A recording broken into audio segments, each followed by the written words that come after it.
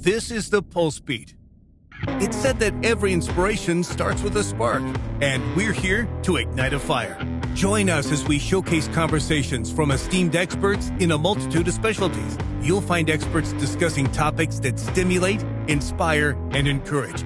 From the famous and familiar to the lesser known, the Pulsebeat will be your go-to for stirring up a sense of truth and optimism. A podcast that pulses truth with every interview and story, bringing hope into dark places.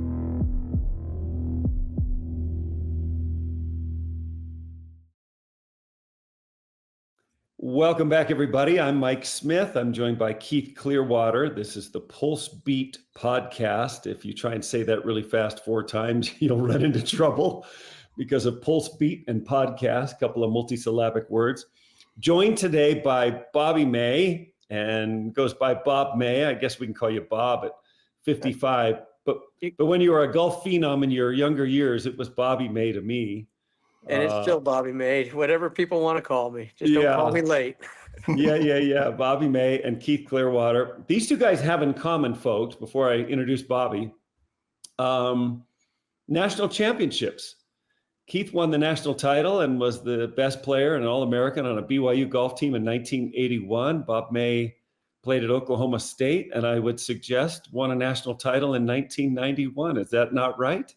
That's correct. Probably the 3rd year in a row you were All-American for those Cowboys in Stillwater. Yes. Fun times. That's like a rich golf history. Both schools have incredible golf histories. Matter of fact, Bobby, when you guys won it in 91, I think, Keith, the Cougars finished 5th that year. I couldn't tell you one guy on the 91 BYU roster, but you probably can. And gosh, if we go through all those Oklahoma State greats that have been there along with Bobby, but this is a pleasure for me.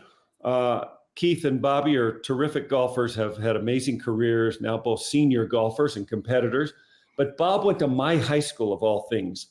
He grew up in La Habra, and he would have gone to La Habra High or Sonora High, but he came over to Los Altos High School in Hacienda Heights. Bob, I think you come in 1 year after I finished. Is that right? Are you class of 88, maybe? I graduated in 87. I came in 84, obviously, or 83, 84. And you went out in 83. I did. I believe. And I remember watching you in the CIF game at Angel Stadium against Esperanza. That's where right. You put on an exhibition and absolutely destroyed everyone and broke all of Pat Hayden's records. And I remember going to that game and watching it.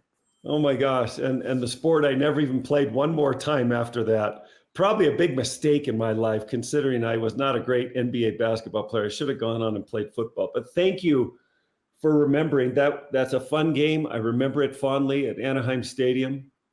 But Bob came into Los Altos High School. And I don't know, Keith, you might have to chime in here about Bob's junior. I mean, I know he goes on to greatness at Oklahoma State and All-American his sophomore, junior, and senior year, and the national title in 91. And we can go on. Bob, you win one British Masters in 1999. You're a Walker Cupper. You're a 3-time runner-up, 5 top 5s on tour, maybe most notably the 2000 PGA Championship at Valhalla. And we'll talk about that. Keith, we have to talk about it. Sure. And because I rewatched it and rewatched, somebody on YouTube compiled every one of Tiger's shots and every one of Bob's shots. So I see every shot, every putt of the final round. And doggone it, Bob, you almost went 3 ahead of him on hole 5. We're going to get into some of that because I just have so much in my mind because I'm a golf nut. But your year, like 99, when you win the British Masters, 2000, 2001, that's kind of your best stretch, at least professionally, right? Yes. You win in 99, you're top 50 at least in all these other majors, like 23rd at the Pebble Beach Open and 2nd at the PGA and even 11th at the British Open. Is that another Tiger win at St. Andrews? Yes, it was. Like what's going on in 2000 or 99? That's clearly your best stretch of golf. 99, I started getting my confidence back. I got my confidence beat up a lot in college. School was very difficult for me. I don't know if you guys know I'm dyslexic. Did not find out I was dyslexic until my senior year of college. Did not know. So when I got to school, it was very difficult for me. I could never finish a test in time. Everything was difficult. So I always thought, okay, I'm just not that smart, but I felt smart. I'd get into a test and I'd look at the test and everything would go blank. I couldn't pull anything out. I couldn't read it fast enough to finish it. And so I always struggled in school. So if you look at my amateur career and college career, basically college career, when I went to school, my golf fell down. And then in the summer, I'd always play good. And then I went back to school and my golf would fall down. In the summer, I'd play good. And I think, school being so tough, and I didn't want to let everyone down. I didn't want to let my coach down at school. I didn't want to let my parents down and my teammates down. And it was the pressure of trying to stay eligible. And finally, my coach had me tested and found out that I was dyslexic. Wow. And, all this time I could have taken the test in the teacher's office, had all the time I wanted to. And because the coach actually made me go to his house and study. And we studied, and I knew everything, forward, backwards. It didn't matter how you worded it. I knew it. And when I got into the test, I took the test and I got like a C, and I barely passed it. And he couldn't believe it because he saw how hard I worked with him every day for 2 weeks before this test. And he never realized how hard school was for me. If it was a verbal test, I probably would have done fine. I don't have a problem getting in front of a group of people and talking. Just give me a topic and I can talk about it. You want me to read about it? I can't read aloud. When I start reading aloud, I start looking forward. I start saying words that are 2 or 3 words ahead and mixing stuff up, and none of it makes sense to me. So, it's something I always hid behind and I was always embarrassed about. And then finally I thought, what, why am I embarrassed about it? It's a disability, a learning disability that I have, and there should be no reason to hide behind it. That's why I never got into commentating. If they would let me, if I was guaranteed I could be on the golf course commentating, or I could just sit in a booth and talk about what's going on and not have to read off a telestrator, I would be fine. But if they asked me to read off a telestrator or things like that, I'm done. I can't do it. So you say that during your college years, because of the weight and the pressure of schoolwork, your golf game didn't reach its potential. So when I say 99 to 2001 is your best stretch, you're out of school, you're a professional, you're playing, confidence is back on the rise. Yeah, I think my confidence got a little beat up in school. And, I came out on tour and I played very well in 92 and 93 and got my card on the Nike tour. And honestly, I would say when I came out, and Keith will probably agree with it, I was taught by Eddie Mehrens, and Eddie Mehrens is a true gentleman. And I had respect for all the guys like Keith and Watson and all these older gentlemen that were, 5 years to 10 years older than me. I had respect for them. And I think I was a little soft. I think I should have come out with, when I was at the golf course, is like, hey, this is my place, just like it's yours. This is my place of business. I need to come out with a little more arrogance instead of just trying to please everybody. And if you look at it, and there's no, I don't mean any harm by it, but David Duval came out as cocky as hell. Yeah. And boom, he played good. Mickelson, same thing. Boom. I could tell you every good player. Scott Verplank came out like that. He struggled at first. Obviously we don't know what happened, but there's something mentally. But when he came out of college, he was really good, really quick. And then he had a struggle. But every great player has some kind of, as we say, strut in their walk. They're arrogant, they're cocky. But that's great. If you have it at the golf course, and I didn't know that, I tried to have the nice guy personality everywhere. And I think at the golf course, I need to have a little bit of that arrogance on me. And I think it would have helped me play better. Because I remember I'd be on the range warming up and someone would need a spot and I would scoot over for them. And it was like, what? You waited for your spot. They could wait. And I was always trying to be accommodating And instead of like, hey, this is my space too. So I think, what I tell these kids, it's great to be cocky on the golf course. When you leave the golf course, leave that attitude at the golf course. Well, backing up a little bit, yes, you're probably one of the nicest guys I know. Thank you. I mean, it's just fun to know you, but you're also one of the smartest and you're a great teacher. But the reason why you came out with expectation that you feel you didn't quite Mike was one of the who's who in Sports Illustrated, okay, in junior golf. What if not the number one? You correct me, but maybe the number one junior in the country at the time. Yes. And was dominating everything. He was the guy. He followed Tiger, right? Or just he's ahead of Tiger. Or just ahead of Tiger. Yeah, you were the number one from Southern Cal right before Tiger, and just dominated. So he was the guy, and so great expectation went with that, and oh my goodness, he's still one of the finest players out there. He should win every week. I'm going to get out there with you, and we're going to play some practice rounds and figure out why both of us aren't on top of things better. I want to see it. We need to. I mean, but he still plays as well as he ever did, and so it's going to be fun. You're going to have a fun older time. Tell me what's in you that keeps you going. Tell me the path. I want to whoever's listening to learn something from you today about continuing on.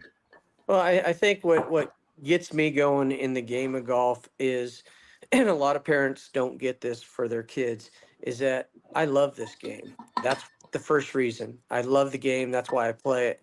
The second thing is I love the competition. It tests you every day. Someone asked me, how long are you going to do this? And I said, if I was on the Champions Tour fully exempt, I would go until I couldn't play anymore.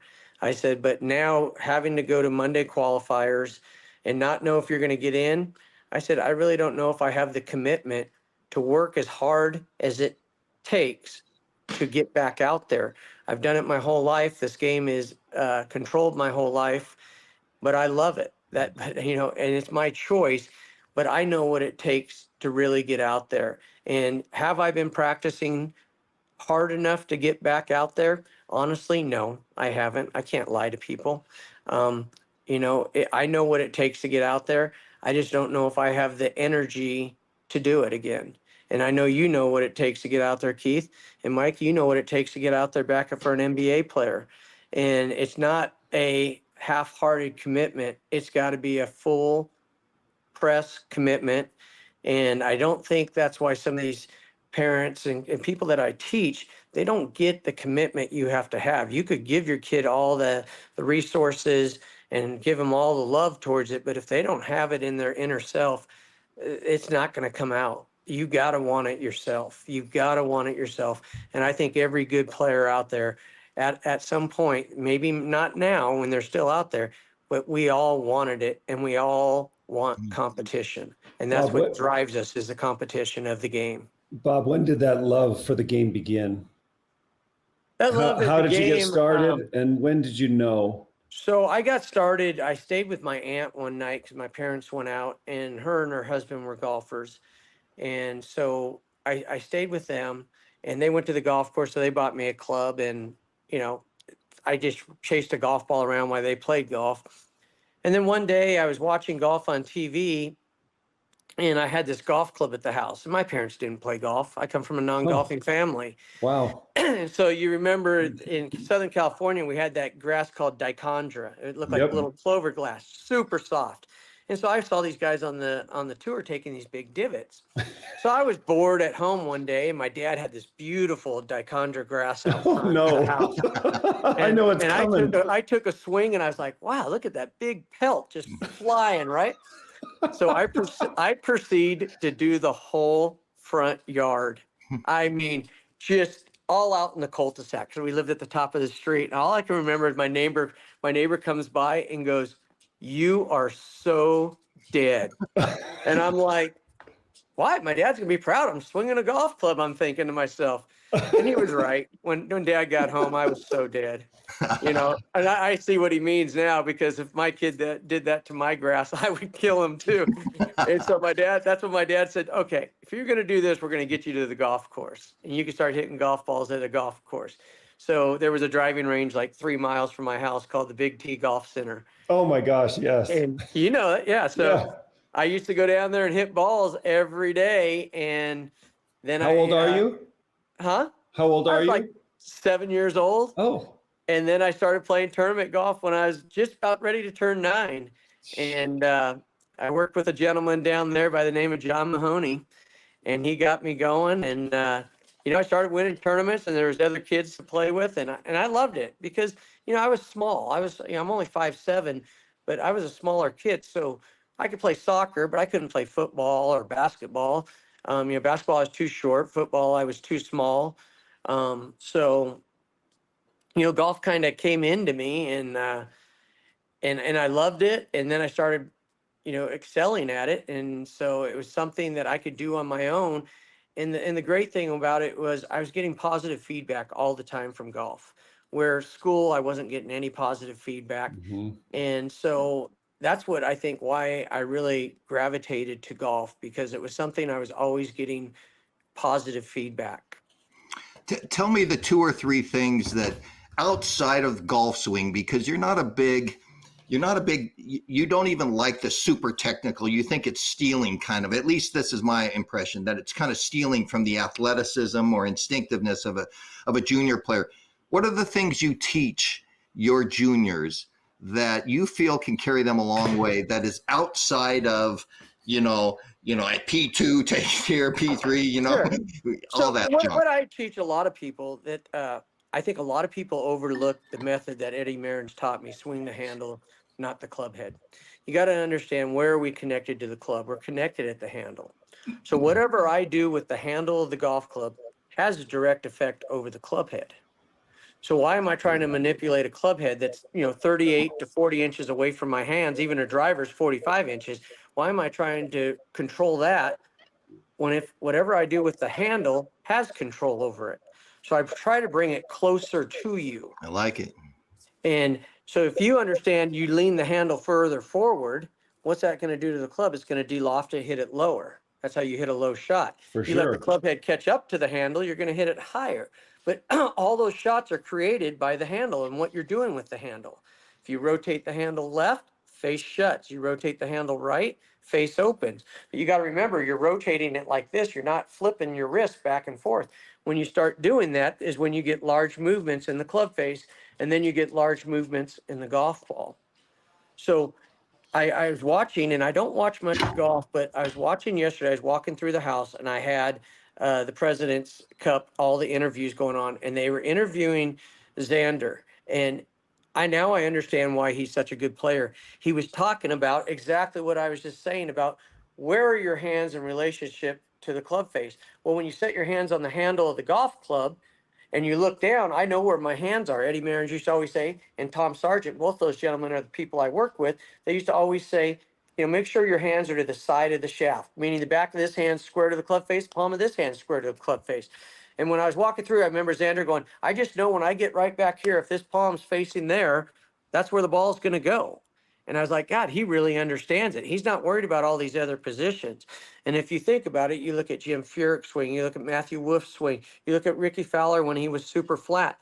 None of those guys were worried about those positions. What happened to poor Ricky when he tried to get rid of the flat swing? What happened? All of a sudden, and he eventually went back to it. All those guys have different swings, and they all know where the club face is at impact. And that's the main thing, is understanding how to get the club back to impact. And, Eddie's theory of swing the handle makes it pretty easy when you got the handle, and then he thinks about the forearms. The forearms create the golf swing. People go, how? And I said, well, just turn your forearms back. And the more you turn your forearms back, then your body and everything starts going with it. I said, I didn't tell you to turn your body. I told you to turn your forearms.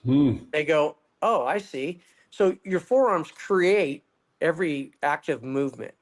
Mike, if you get ready to throw a football, you go like that, and then your body starts following your arm movement. It's the forearm that you're moving back. or a basketball, you go to shoot, you're always starting with the forearms. And to golf that swing's point, the same thing. To that point, no one ever taught me how to throw a football, and no one ever taught me how to shoot a basketball. There you go. Like it was There's all a natural movement. Yep. And it's just learning, the main thing is to understand where your hands are in relationship to that club face on the handle. And whatever you do with that handle controls that club face, which controls the golf ball. I love that too, Keith, for me. Well, yeah, and I'm not at your level, but yeah, that makes it easy, simplified. Think about people with chipping yips and stuff, and how much simpler that makes it when you're just controlling right here, just controlling the handle. You don't have to worry about the bottom so much or anything. And the thing you got to understand when you're chipping like that, Keith, is the handle's always going to get to the ball first, because if you're moving it the right way, the handle will get there. The problem is we see the handle there, right? I do the same thing. Our putting, the same thing. We see the handle there and we go, oh, we got to get the head there. No, just keep the handle moving towards the target. The club head comes with it. Bobby, you're every time you keep showing me your grip, you're doing an interlock. But when I watched I overlap actually. Yeah, you overlap is right. I was going to say it just in the looks PGA, like an interlock 'cause I don't have a club in my hand. I know you're an overlapper because I just watched it. But okay, I'm going to use some of our Pulsebeat time for you and I to have a session on getting us motivated. You're still a young man. Yes. You have some great golf ahead of you. We have to figure out, I'm still going to get something done. I'm working my tail off. And we need to figure out how to get something done, get all the pieces, get the motivation to practice. I know you've got a new bride coming up in about 10 days. Am I close? You're right, October 5th. Yeah. So I hope she's in that, whatever.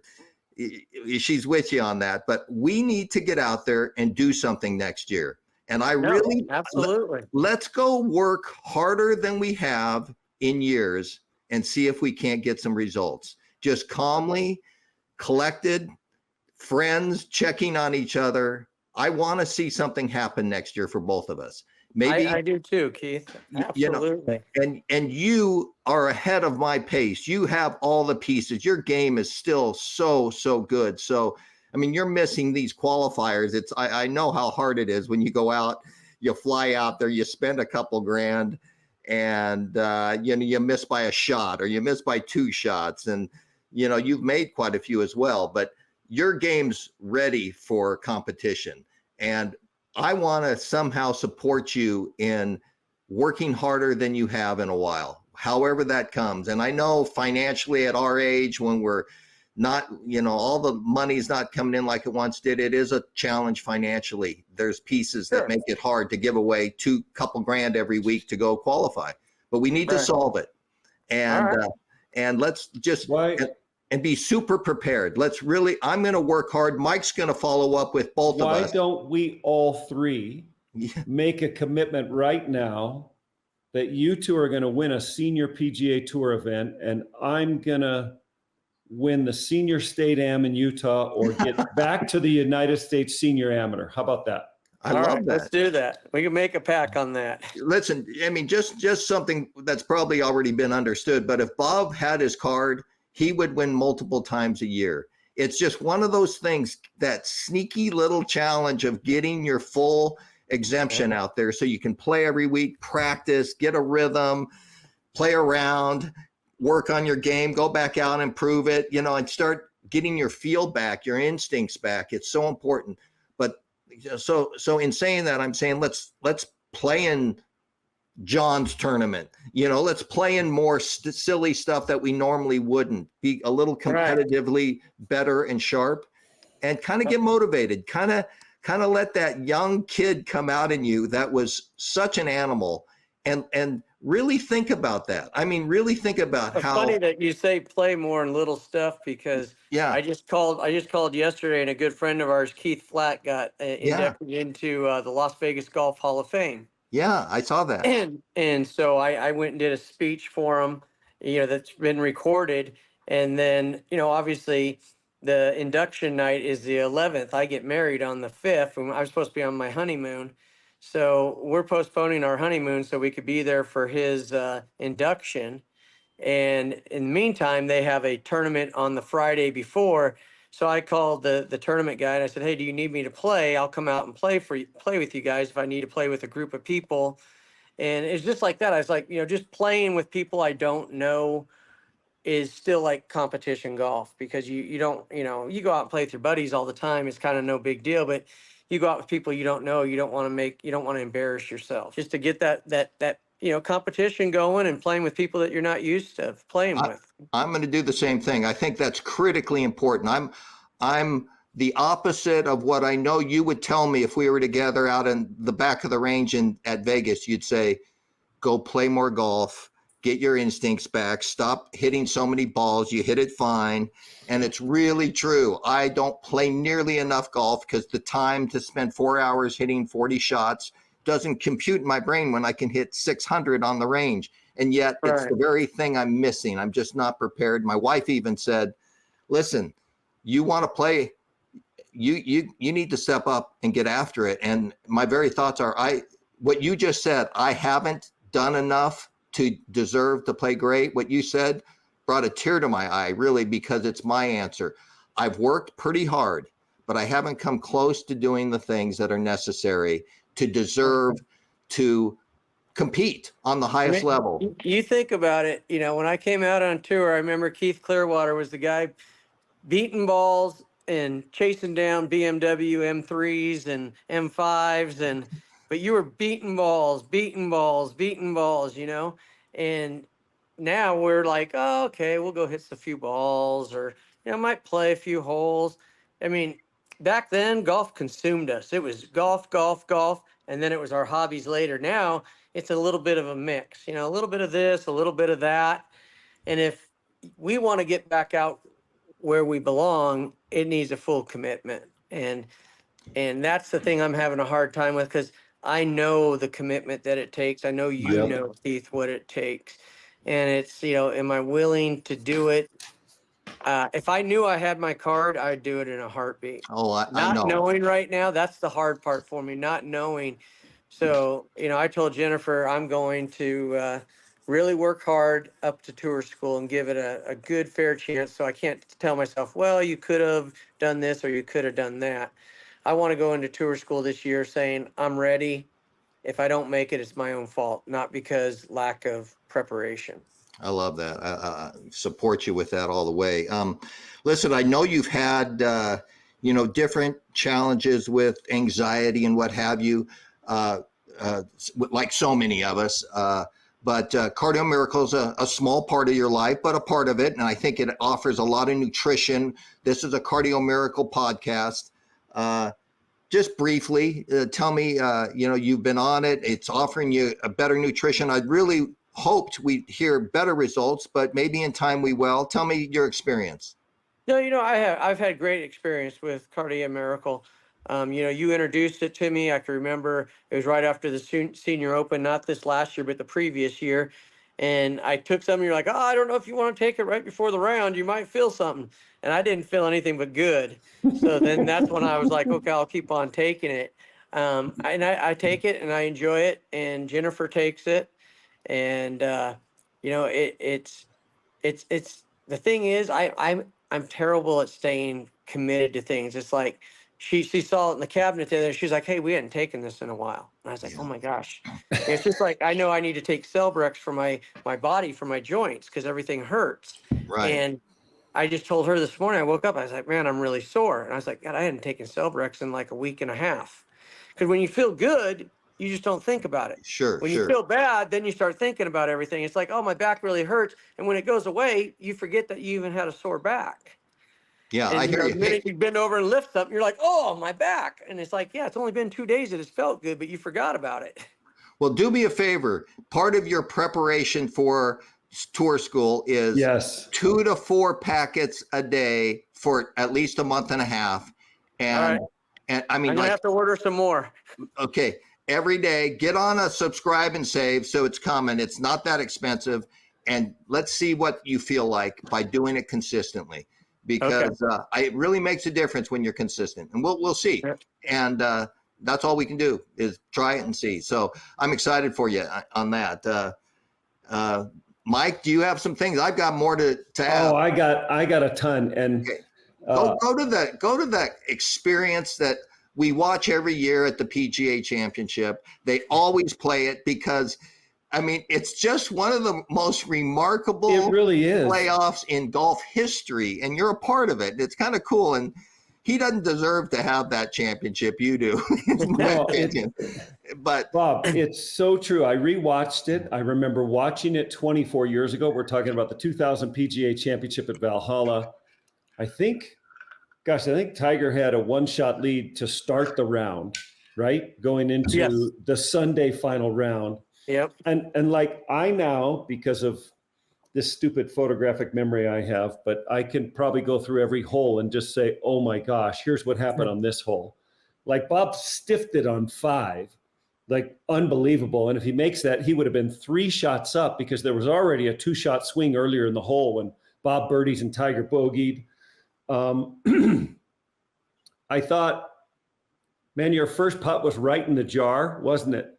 It only took you 3 holes to get the speed of the greens. Your putt on 1 was right in the jar. You make a great bunker shot on 2. On 3, your putt is right in the jar. And as Keith has told me many times, Mike, by the 3rd hole, you better have the speed of the greens. You better have them. And then, of course, from that moment, you had them. These are just my general thoughts. Tiger's swing was a little off early, and like the follow-throughs were weird. But when he birdied 7, right, he hit a little 50-yard flip to about 1.5 feet. Yep. And that got him going. He stiffed it on the next hole, made a birdie. Every swing he made from that point on was spot on. But I thought through 6, he was a little iffy on his driver swings. He was leaning. Even his irons were on the right edge, or he missed a couple irons long. I know I'm rambling now, Keith. But one thing I became very clear of, and I'd never seen Bob May play, even though he went to my high school and I'm 5 years ahead high school-wise. This kid is amazing. Like Keith, that round of golf, he was not going away. He did not back down. He never flinched.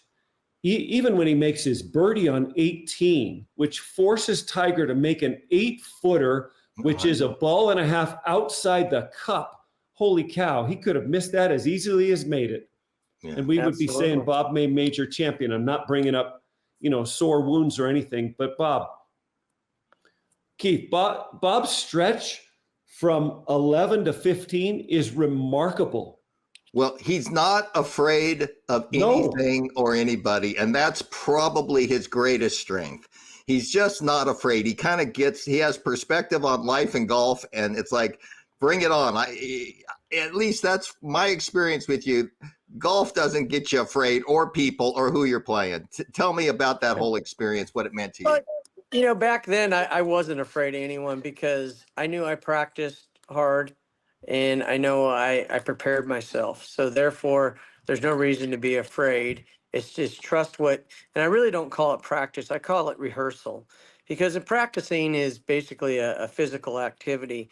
Rehearsing, you see these people in these wonderful plays, and they rehearse. And what they're doing is they're rehearsing exactly what they're going to do when they get in front of a stage, right? Love that. So in hitting golf balls, I try to rehearse, so that when I get on the golf course and I see a shot, I've already rehearsed this shot. I just need to go to it. Wow. So rehearsing, when you rehearse stuff, I think you retain it better instead of just practicing hitting one ball after another and just hitting.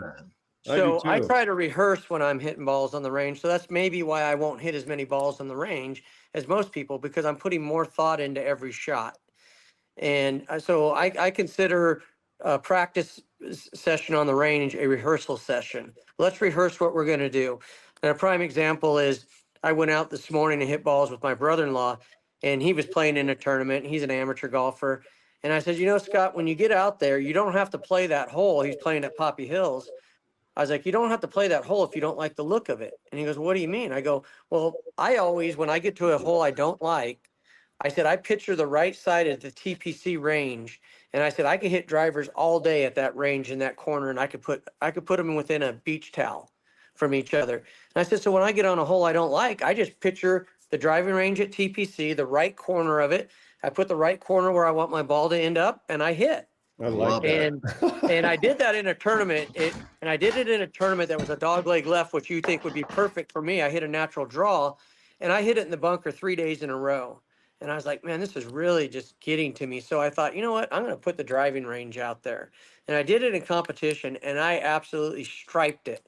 And I was like, boom. I tried something that I thought of, and this was like, gosh, 8 years ago, 9 years ago, I did that. And so that's when I really decided, you know what, I don't need to practice. I need to rehearse on the driving range and do that stuff. So when I get in a situation I don't feel comfortable with, I go back to what I've rehearsed on the range, and I could pull out of my memory and play that shot.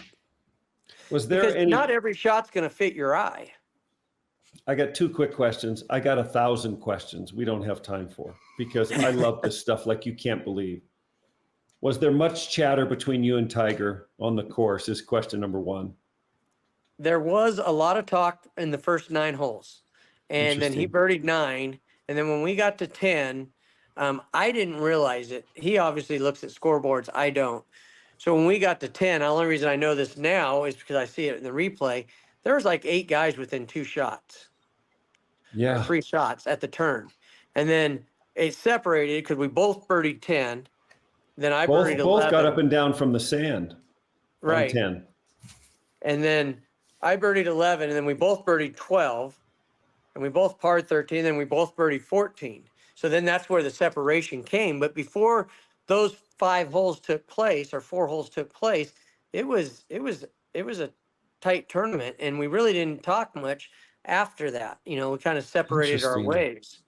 That's true. You guys were kind of in a match play setting, the front 9, right? Kind of just maybe a little bit myopic. You're worried about each other, but you weren't separating yourself from the field. There weren't a ton of birdies. So that's what you're saying, is that at the turn, these guys had closed the gap a little bit, and then you guys go on that run. Man, right. those were critical. He makes a 30-footer. Bob makes a 30-footer on 11. Bob hits it stiff on 12, Keith, but Tiger makes a longer birdie, and then Bob taps in his 5-footer. 13's that island green. They both hit it on. Bob had a divot about that big because it was wet down there. 14, Bob hits an unbelievable tee shot to about 6 feet, and Tiger also makes a birdie from longer. So he's staying with you. You're 1 ahead that whole time. Right. And then on 15, Tiger hit it long. You must remember 15. Bob hits another shot to about 6 feet, 6 or 7 feet. He'll probably tell you. And maybe the putt was left edge and you hit it a ball out or something. And Tiger got up and down for par. Like he made a 14-footer for par, and Bob still hadn't had his birdie putt, which is like a 6-footer down the hill that you couldn't be aggressive on, right? Right. And, I read the putt, and when I hit it, if you hit a bad putt, you'll remember it. And I remember Venturi saying, man, it's too bad you pulled that putt on 15. I go, I didn't pull no putt on 15. And I said, you go back and look. I said, that ball should have broke right. And if you were to, when you watch that replay, if you saw Olafable had the exact same putt and that ball broke. Yeah. It's just, it just didn't break. I guess I hit it through the break, but it wasn't going very fast. No, the ball just didn't break like I thought. When you hit a bad putt, you always remember, God, I wish I had that one over. And I never thought I never said, God, I wish I had that over. I was just like, man, I just can't believe that ball didn't break on that line. Was the sun a factor as the day wore on and you got into the playoff? It looked like a couple of those tee shots, at least in the playoff, like it was right in your face. And I don't know from a... In that playoff, it was fatigue. Yeah. I mean, it was a 5.5-hour round of golf or 5-hour round of golf. And then 3 more holes. The sad thing was, I don't think Tiger knew either, but I thought we were going back to 18 because we always went back to 18. Yeah. And I was like, all right, this is great. We're going back to 18. All the pressure is going to be on Tiger again, that he's supposed to reach it in 2. I could sneak in the back way here. I could still reach it in 2, but I'm going to have to hit 2 good ones. And they say, okay, we're going back to 16. I'm like, 16? And they're like, yeah, it's a 3-hole playoff this year. And I'm like, holy smokes. It's kind of funny when you set your mind to something, right? So I did have enough time to rethink everything. And so we went back to 16, 17, and 18, and we played 3 holes. And, I was tired. You could tell in the, I watched the tape now. I just kind of lifted the club up, never got it back behind me, turned, and I pulled 3 drives, watching it now that I coach a lot. I'm like, man, you can see I've never got any depth to the swing. I had width and height, and that was it.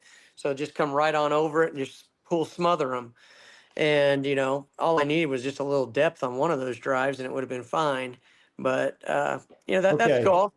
Okay, go back to regulation because I do want to, the chip you hit on 16, the first playoff hole was the best chip I've ever seen in my life from that lie. Ball below your feet, 1.5 feet from rough, 12 inches high, you hit to 2 inches. But go back to regulation and you're on 18, right? Yes. And scores tied and Tiger's on in 2. No, Tiger's on we're in both 2. on it too. You're both on in 2. You're on the left side. He's on the right side. You hit your putt too hard, and it goes about 16 feet above the hole. Tiger hits his putt too hard. He's got that 8-footer I talked about. You putt first, and you were on the fringe, right? You probably had to trickle from fringe to green. My first putt was probably 65 feet, 70 feet. And it was up, you can't see it on TV, but Keith knows that slope was about 12 foot high. I mean, massive slope. And I'm thinking, you gotta give this a good hit to get this thing up over that hill and keep pace. And the minute I hit it, I was like, oh my gosh, you just ripped this thing. I mean, the hill didn't even slow it down. I hit it so hard. And then it rolled off the back of the green, up to the very top. And I'm like, oh my goodness. And then Tiger putted his by. And that's the first time I looked at the scoreboard because I knew I looked over and realized we were 5 ahead of everybody. Wow. Because I knew that putt coming that I had was going to be as fast as heck. And the only thing I had to do is get the line because the speed was taken care of because of the slope. And that's why I looked over at the scoreboard to see, is there someone on our hills? I didn't think there was because by that time, everybody was around us. Everyone was hollering at us. And when I looked up at the board and seen that I believe we already separated ourselves by 5 shots. And I was like, all you got to do is get the line because it doesn't matter how soft you hit it, it's going to get there. And when I hit that putt, believe it or not, when it came off my putter, I thought, I left this thing short. I thought it was short. I never thought it had the wrong line because we read it. At the time, I had Steve K caddying for me because caddy, I had Max Cunningham from New Zealand was sick. So Steve filled in for him for the week. I've had Steve caddy for me for a period of time. I love Steve. Oh, yeah, old Birdman. So I hit it, and I thought it missed on the right? No, I thought I was going to miss it short. We had it going down and then breaking back, but I thought I left this thing short, and it just kept on rolling, and soon enough, it just came right back, and it was in. And then a Bob May fist pump. It was like a fist pump. I did. And then a second fist pump because you were like, I'm in the lead. He's going to have to make it. I at that point, I'm not a big runner and showboater. And I thought, I could have pulled a Hell Irwin. It took off running for the gallery and did a high five. And, I could have caused a distraction and possibly who knows what would have happened with that. But I was like, you know what? I've never been taught to have gamesmanship stuff like that. Right. So don't do it. That's about as most emotion as you'll show on a golf course. So just keep it like that, even though it was a very big moment. What's going on in your mind and in your heart when he's over his putt? He has to make it to force a playoff. At that moment, I was like, he's not going to miss. He hasn't missed a putt like this in the last 2 years. And I thought, if he does miss, you're going to win, but he's not going to miss. And he hit that putt, and it took the high side, right? I mean, if it was another inch or two harder pace, it was gone. He wouldn't have dropped in. Well, Bobby, having you has been such a pleasure. I want to allow you to have the privilege to tell us a life of experience from dyslexia to anxiety to golf, all the experiences. You have a captured audience. You're going to leave a legacy right now for your kids and for the people that have loved you throughout life. what things, give me one or two things that have meant the most in your life, that still mean, that have motivated you, have changed you. I mean, it can be anything. There's no right answer. Just something that has made you who you are. Well, who I am is a reflection of my parents. You know, my parents made me, my dad made me the man that I am. You know, they've always been honest and true to people and friends. And I've learned that from my parents. You know, I've been very lucky to have two of the greatest parents in the world. And then, you know, my new bride to be, Jennifer, she supports me and she's so wonderful. And then, you know, I can't thank my family and friends like yourself. I mean, you've always been there to talk to. I can remember talking to you about the anxiety stuff I was having, and that's how you knew about it. Not many people know about that.